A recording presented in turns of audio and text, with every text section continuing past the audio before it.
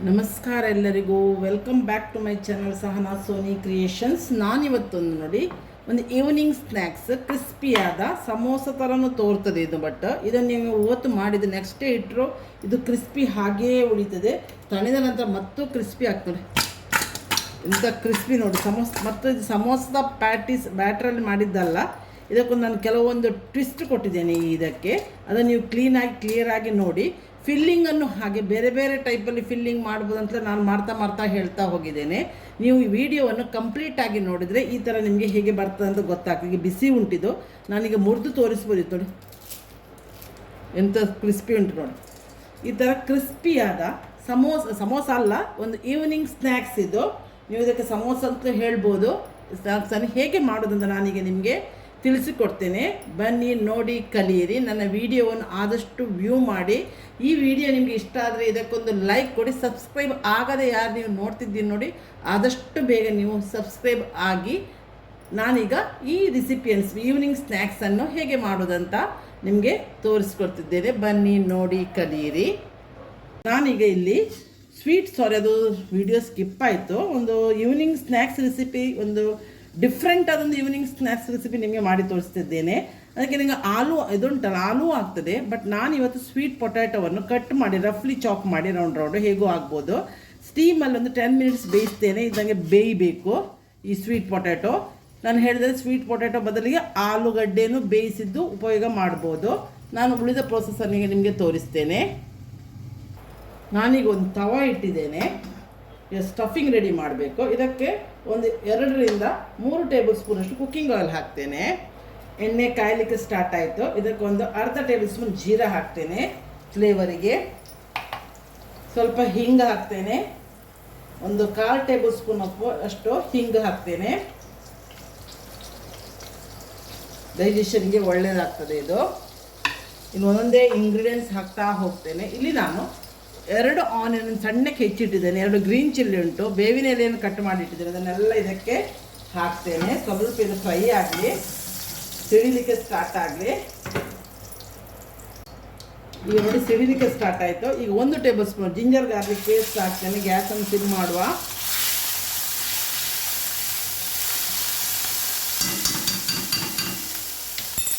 So onion ಹಿಡಿದೆಲ್ಲ, green chilli, ಬೇವಿನ ಎಲೆಗಳನ್ನು ಹಾಕುವ. ಒಟ್ಟಿಗೆ ಮಿಕ್ಸ್ ಆಗಲಿ.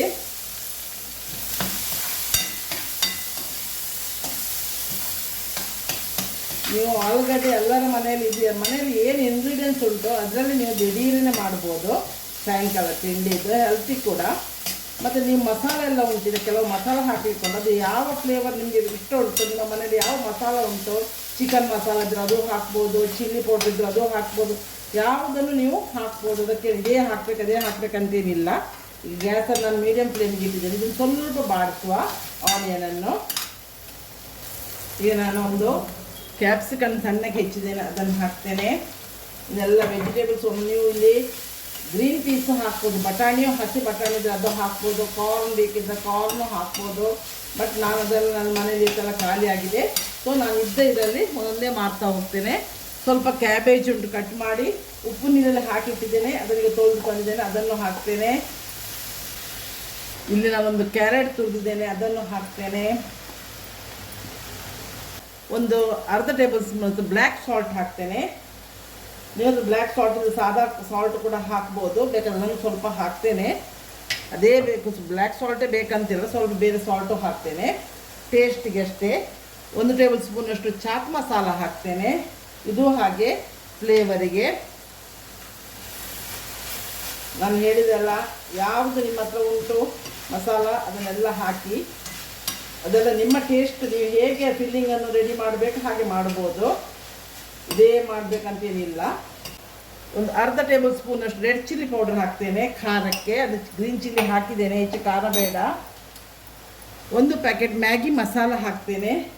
ಇದು ಒಳ್ಳೆ ಟೇಸ್ಟ್ ಕೊಡ್ತದೆ. ಇದು ಆಪ್ಷನಲ್. ನಂತರ ಇತ್ತು ನಾನು ಹಾಕಿದೆ. ಸ್ವಲ್ಪ ನಮ್ಮಲ್ಲಿ ದೊಡ್ಡವರು ತಿನ್ನೋದು, ಸಣ್ಣ ಮಕ್ಕಳಿಲ್ಲ. ಸೊ ನಾನು ಇದೊಂದು ಅರ್ಧ ಟೇಬಲ್ ಸ್ಪೂನಷ್ಟು. ನಂತರ ಚಿಕನ್ ಪೌಡರ್ ಇದ್ದಿತ್ತು, ಅದನ್ನು ಹಾಕಿದೆ ನಾನು ಹೆಚ್ಚು ಎಲ್ಲದಕ್ಕೂ ಚಿಕನ್ ಪೌಡ್ರ್ ಯೂಸ್ ಮಾಡ್ತಿದ್ದೆ. ಹೋಮ್ ಮೇಡ್ ನಾನೇ ಮಾಡು chicken powder. Kundapura chicken powder ಅಂತ ಇರ್ತದಲ್ಲ, ಅದನ್ನು ಹಾಕಿದರೆ ಎಲ್ಲ ಮಸಾಲ ಎಲ್ಲ ಆ್ಯಡ್ ಆಗಿರ್ತದೆ. ನೋಡಿ ಎಲ್ಲ ಮಸಾಲಗಳು ಇದೆಲ್ಲ ಫಿಲ್ ಆಯಿತು. ಗ್ಯಾಸನ್ನು ಸಿಮ್ ಮಾಡುವ. ಇಲ್ಲಿ ನಾನು ಆಗ ಸ್ಟೀಮಲ್ಲಿ ಸ್ವೀಟ್ ಪೊಟ್ಯಾಟೊ ಬೇಯಿಸಿಟ್ಟಿದ್ದೇನೆ. ಇದರ ಬದಲು ಪೊಟ್ಯಾಟೊ ಹಾಕ್ಬೋದು. ಬೇಯಿಸಿದ ಪೊಟ್ಯಾಟೊ ಹಾಕಿ ನೋಡಿ ಒಳ್ಳೆ ಬೆಂದಿದೆ ನೋಡಿ. ಇದನ್ನು ಸ್ನ್ಯಾಶ್ ಮಾಡಿದರೆ ಸಾಕು. ಅದನ್ನು ಚೆಂದ ಮಾಡಿ ಮಿಕ್ಸ್ ಮಾಡುವ. ಈಗ ನಾನಿಲ್ಲಿ ಕೊರಿಯಂಡರ್ ಕಟ್ ಮಾಡಿದ್ದನ್ನು ಹಾಕಿ ಸ್ವಲ್ಪ ನಂತರ ಉದ್ದಿನ ಸೊಪ್ಪು ಇತ್ತು ಅದನ್ನು ಹಾಕಿದೆ.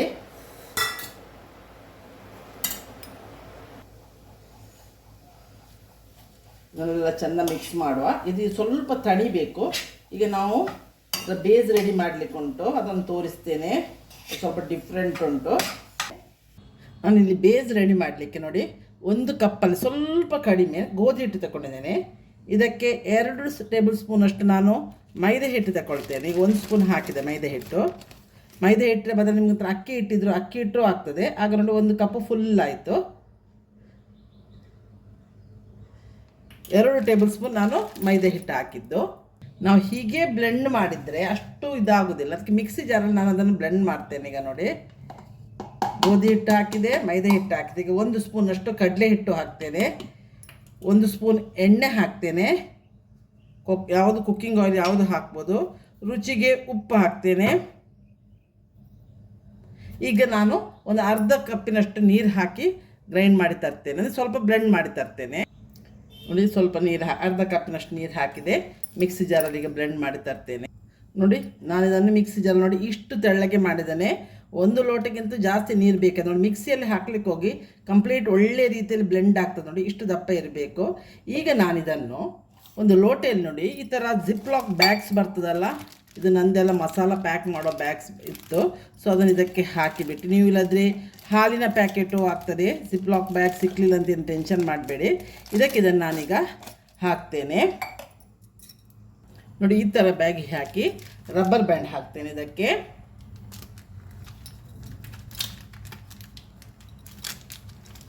ಟೈಟ್ ಮಾಡಿ ರಬ್ಬರ್ ಬ್ಯಾಂಡ್ ಹಾಕುವ.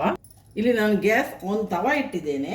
ಇದಕ್ಕೊಂದು ಚೂರು 1 ಟೇಬಲ್ ಸ್ಪೂನ್ ನಾನ್ ಸ್ಟಿಕ್ಕಲ್ಲಿ ನೀವು ಎಣ್ಣೆ ಹಾಕಲೇಬೇಕು. ಇದು ನಾನ್ ಸ್ಟಿಕ್ ತವಾ ಇದಲ್ಲ, ಕಬ್ಬಿಣ ತವಾ ಅಲ್ಲ. ಸೊ ಜಸ್ಟ್ ನಾನು ಇದಕ್ಕೆ ಒಂದು ಚೂರು ಆಯಿಲನ್ನು ಗ್ರೀಸ್ ಮಾಡ್ತೇನೆ ಅಷ್ಟೇ. ಟಿಶ್ಯೂ ಪೇಪರಲ್ಲಿ ಏನು ನೆಸಿಟಿ ಇಲ್ಲ. ಇದು ನಾನ್ ಸ್ಟಿಕ್.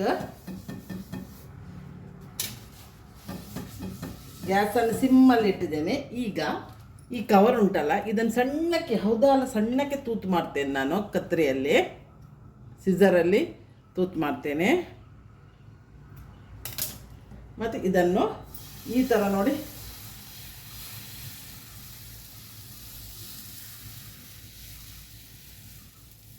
ಏನು ಇದಕ್ಕೆ ಡಿಸೈನ್ ಏನು ಬೇಕಾಗಿಲ್ಲ. ಈ ಥರ ಮಾಡಿ ಕಾಯಿಸಿ ತೆಗೆಯುವುದು.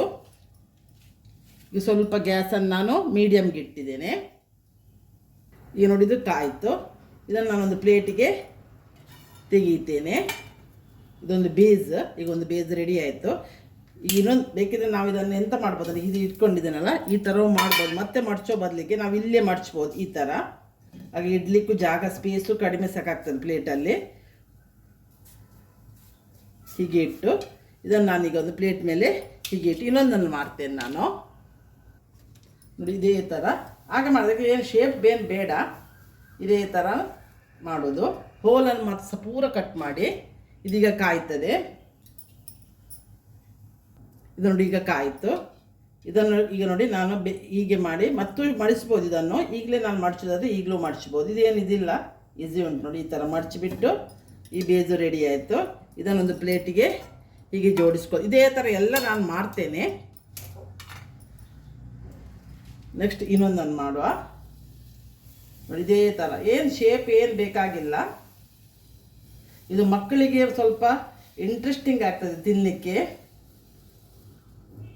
ಯಾವ ಸಮೋಸಕ್ಕಿಂತಲೂ ಇದು ಕುರ್ಕುರೆಯಾಗಿ ಬರ್ತದೆ, ಕ್ರಿಸ್ಪಿ ಆಗ್ತದೆ. ಮತ್ತು ಇದು ಕಾಯ್ತಾ ಬಂತು. ಇದನ್ನು ನೀವು ದೊಡ್ಡದು ಮಾಡಿದರೆ ಫುಲ್ಲು ಮಾಡಿದರೆ ಏನು ಪ್ರಾಬ್ಲಮ್ ಇಲ್ಲ. ಇದು ನಿಮ್ಮದು ಸಮೋಸ ಸ್ವಲ್ಪ ದೊಡ್ಡದು ಬರ್ತದೆ. ನೀವು ಸಮೋಸ ಹೇಳ್ಬೋದು, ಎಂಥದ್ದು ಹೇಳ್ಬೋದು. ಇದು ಆದರೆ ಸ್ವಲ್ಪ ಮಿನಿ ಸಮೋಸ ಥರ ಆಗ್ತದೆ ಅಂತ ನಾನು ಇದನ್ನು ಸಪೂರ ಮಾಡಿದ್ದು. ಮಿಡ್ಲಲ್ಲಿ ಎಷ್ಟು ಬೆಂಕಿ ಇರ್ತದೆ ನೋಡಿ, ಮೀಡಿಯಮ್ ಫ್ಲೇಮಲ್ಲಿ ಮಾತ್ರ ಮಾಡಿ, ಹೈ ಫ್ಲೇಮಲ್ಲಿ ಮಾಡಲಿಕ್ಕೆ ಹೋಗಬೇಡಿ. ಇದನ್ನು ತೆಗೆದಿಡ್ತೇನೆ. ಕೆಳಗಿಟ್ಟ ನಂತರ ನಾವು ಮಾಡ್ಬೋದು. ಎಲ್ಲ ಇದನ್ನು ಇದೇ ಥರ ಎಲ್ಲ ಪ್ಯಾಟ್ರನ್ ನಾನು ರೆಡಿ ಮಾಡ್ತೀನಿ ಇದೇ ಥರ ಹಾಕಿ. ಈಗ ನೋಡಿ ನಾನೊಂದು ಚಾಪಿಂಗ್ ಬೋರ್ಡ್ ತೊಗೊಂಡಿದ್ದೆ. ಇದು ನೋಡಿ ನಾನು ಶೀಟ್ ಹೇಳಿದೆಲ್ಲ ಹೀಗೆಯೂ ಹಾಕ್ಬೋದಂತ. ಇದು ಈ ಥರ ಶೀಟ್ ಹಾಕಿದೆ ನಾನು. ಇದನ್ನು ನೋಡಿ ನಾನೀಗ ಈ ಥರ ಮಡಿಸ್ತೇನೆ. ಆಚೆಯಿಂದ ಈಚೆಯಿಂದ ಎರಡೂ ಸೈಡ್ ಮಡಚಿದೆ ನಾನು. ಈಗ ಇದಕ್ಕೆ ನಾನು 1 ಸ್ಪೂನು ತೋರ್ತಾ ಉಂಟಲ್ಲ, ಯಾಕಂದ್ರೆ ನಾನು ಒಬ್ಬಳೇ ಮಾಡಲಿಕ್ಕೆ ಹೋಗಿ ಇದು ಪ್ರಾಬ್ಲಮ್ ಆಗೋದು ನಿಮಗೆ. 1 ಸ್ಪೂನ್ ನಾನು ಸ್ಟಫಿಂಗ್ ಹಾಕಿದೆ. ಇದನ್ನು ಈ ಥರ ಕಾರ್ನರಲ್ಲಿ ಇದು ಮಾಡ್ತೇನೆ. ಇದು ನಾವು ಸಣ್ಣ ಸಮೋಸ ಹೇಗೆ ಪ್ಯಾಟೀಸ್ ಬರ್ತದಲ್ಲ ಸಮೋಸದ, ಅದನ್ನು ಹೇಗೆ ರೋಲ್ ಮಾಡ್ತಾ ಅದೇ ಥರ ಇದನ್ನು ರೋಲ್ ಮಾಡ್ತಾ ಹೋಗ್ತೇನೆ, ಮಿನಿ ಸಮೋಸ ಥರ. ಮತ್ತು ಇದು ಹೀಗೆ ಇಡ್ಬೋದು, ಬೇಕಿದ್ರೆ ಆಗ ನನ್ನ ಸ್ವಲ್ಪ ಹಿಟ್ಟು ಉಳ್ದದಿರ್ತದೆ, ಉಳಿಸಿಬಿಟ್ಟು ಅದನ್ನು ಸ್ವಲ್ಪ ಇದಕ್ಕೆ ಪ್ಯಾಚ್ ಕೊಟ್ಟು ಅಂಟು ಹಾಕಿಬಿಟ್ರೆ ಅದು ಒಳ್ಳೆ ಅಲ್ಲೇ ಗಮ್ ಪೇಸ್ಟ್ ಆಗ್ತದೆ. ಫ್ರೈ ಮಾಡುವಾಗ ಏನು ಬಿಚ್ಕೊಳ್ಳೋದಿಲ್ಲ. ಒಂದು ರೋಲ್ ರೆಡಿ ಆಯಿತು. ಈಗ ಇನ್ನೊಂದು ರೋಲ್ ತೆಗಿತೇನೆ, ಇದೇ ಥರ ಹಾಕ್ತೇನೆ. ಇದನ್ನು ಈ ಥರ ಆಚೆಯಿಂದ ಒಂದು ಸಲ ಮಾಡ್ತೇನೆ, ಈಚೆದ ಮಾಡಿ ಒಂದು ಸಪೂರ ಪಟ್ಟಿ ಥರ ನಾವು ರೆಡಿ ಮಾಡುವ. ಇದಕ್ಕೆ ನಾನು 1 ಸ್ಪೂನ್ ಫಿಲ್ಲಿಂಗ್ ಹಾಕ್ತೇನೆ. ಈ ಫಿಲ್ಲಿಂಗ್ ಇಟ್ಟು ಬಿಟ್ಟರೆ ನಿಮಗೆ ಯಾವಾಗಲೂ ಮಾಡ್ಬೋದು, ಒಂದು ದಿವಸ ಇಟ್ಟು ಫ್ರಿಜ್ಜಲ್ಲಿ ಮಾಡ್ಬೋದು. ನೋಡಿ ಈ ಥರ ಇಡ್ತೇನೆ. ನೋಡಿ ಈ ಥರ ಮಾಡಿ ಈ ಥರ ಕಾರ್ನರಲ್ಲಿ ಇದನ್ನು ನಾನು ಮಡಿಸ್ತೇನೆ. ಪುನಃ ಈ ಥರ ಕಾರ್ನರ್ಗೆ ಮಡಿಸ್ತೇನೆ, ಪುನಃ ಈ ಥರ ಕಾರ್ನರ್ಗೆ ಮಡಿಸ್ತೇನೆ, ಪುನಃ ಈ ಥರ ಕಾರ್ನರ್ಗೆ ಮಡಿಸ್ತೇನೆ. ಈಗ ಸಮೋಸದ ಶೇಪು ಬಂತು. ಸಮೋಸದ ಪ್ಯಾಟಿಸನ್ನು ನಾವು ಯಾವ ಥರ ಮಾಡ್ತೇವೆ ನೋಡಿ, ಪ್ಯಾಟಿಸ್ ತಂದು ಮಾಡಿ ಅದೇ ಥರ ಇದನ್ನು ಮಾಡೋದು. ಸ್ವಲ್ಪ ಇದಕ್ಕೆ ಗಮ್ ಪೇಸ್ಟ್ ಮಾಡೋದು. ಅದೇ ಹಿಟ್ಟನ್ನು ಸ್ವಲ್ಪ ಪೇಸ್ಟ್ ಮಾಡಿದೆ, ರಿಸ್ಕ್ ಇಲ್ಲ ಅಂತ ಇದನ್ನು ಹೀಗೆ ಇಡುವ. ಇನ್ನೊಂದು ಇದು ಶೀಟ್ ತಗೊಳ್ತೇನೆ, ಇದನ್ನು ಈ ಥರ ಹಾಕ್ತೇನೆ. ಇದನ್ನು ನೋಡಿ ಈ ಥರ ಇದು ಮಾಡಿ ಉದ್ದಕ್ಕೆ ನಾವು ಪ್ಯಾಟಿಸ್ನ ಶೇಪಿಗೆ ಒಂದು ಉದ್ದ ತಂದುಬಿಟ್ಟು 1 ಸ್ಪೂನ್ನಷ್ಟು ನಾನು ಇದು 3ನೇ ಸಲ ನಾನು ತೋರಿಸೋದು ನಿಮ್ಗೆ, ಈಗ ಅರ್ಥ ಆಗಿರ್ತದೆ ನಿಮಗೆ. ಫಿಲ್ಲಿಂಗ್ ಹಾಕಿದೆ, ಈ ಥರ ಮಡಿಸ್ತೇನೆ, ಪುನಃ ಕ್ರಾಸಲ್ಲಿ ಈ ಥರ ಮಡಿಸ್ತೇನೆ, ಪುನಃ ಈ ಥರ ಕ್ರಾಸಲ್ಲಿ ಮಡಿಸ್ತೇನೆ, ಪುನಃ ಈ ಥರ. ಆಗ ಟ್ರಯಾಂಗಲ್ ಶೇಪ್ ಬರ್ತದೆ ನಮಗೆ. ಇದನ್ನು ಸ್ವಲ್ಪ ನಾನು ಗಮ್ ಪೇಸ್ಟ್ ಮಾಡ್ತೇನೆ. ಸ್ವಲ್ಪ ಹಿಟ್ಟನ್ನೇ ಹಾಕಿದ ಕೂಡಲೇ ಅದು ಅಂಟು ಥರ ನಮಗೆ ಶೇಪ್ ಕೊಡ್ತದೆ. ಎಲ್ಲ ಪ್ಯಾಟೀಸನ್ನು ಈಗ ಸುರಿಗೆ ರೆಡಿ ಮಾಡಿಕೊಳ್ಳುವ. ಇಲ್ಲಿ ನೋಡಿ ಎಲ್ಲ ಪ್ಯಾಟೀಸ್ ಇದನ್ನು ಸಮೋಸ ಥರ ನಾನೀಗ ರೆಡಿ ಮಾಡಿಟ್ಟಿದ್ದೆ. ಇದನ್ನು ನಾವೀಗ ಡೀಪ್ ಫ್ರೈ ಮಾಡುವ. ಪ್ಯಾನಿಗೆ ಎಣ್ಣೆ ಹಾಕಿ, ಎಣ್ಣೆ ನೋಡಿ ಈಗ ಮೀಡಿಯಮ್ ಫ್ಲೇಮಲ್ಲಿ ಇಟ್ಟಿದ್ದೇನೆ. ಒಂದೊಂದೇ ಇದನ್ನು ಹಾಕ್ತಾ ಬರ್ತೇನೆ ನಾನು.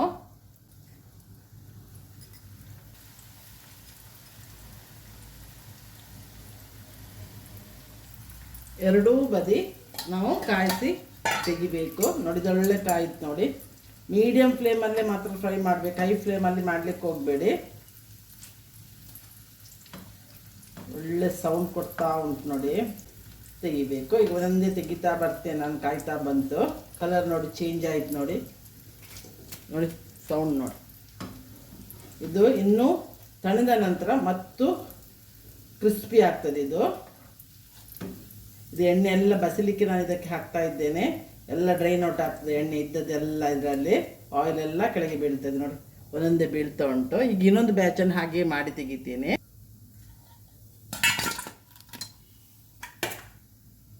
ಏನು ನಾನು ಸೆಕೆಂಡ್ ಬ್ಯಾಚ್ ಹಾಕಿದೆ. ಇದು ಈಗ ಇದೇ ಥರ ನೋಡಿ ಇದಾಗ್ತಾ ಉಂಟು. ಎರಡೂ ಬದಿ ಕಲರ್ ಚೇಂಜ್ ಆಗೋವರೆಗೆ ಮೀಡಿಯಮ್ ಫ್ಲೇಮಲ್ಲಿ ನಾವು ಫ್ರೈ ಮಾಡಿ ತೆಗೆಯುವುದು.